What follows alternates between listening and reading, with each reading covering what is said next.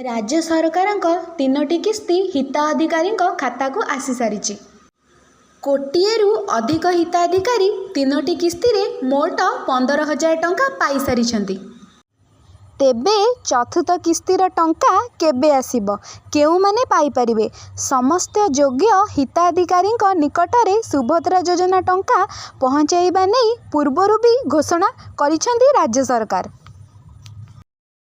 एबे नुआ करी आवेदन करी हेब नहीं, कारण 3टी जाक किस्ती पाइछंती हिताधिकारी। पोर्टाल भेरिफिकेशन अनुसार 1 कोटिरू अधिक हिताधिकारी सुभद्रा टंका पाइछंती। राज्यर 1 कोटिरू अधिक महिला पूर्वरु 3टी किस्ती मोट 15,000 टंका लेखाएं पाई सारिछंती। अयोग्य हिताधिकारी को एथिरू बाद देइछंती राज्य सरकार। सुभद्रा योजनार चतुर्थ किस्ती पाई सरकार एपर्यंत तारीख घोषणा करि नाहांती।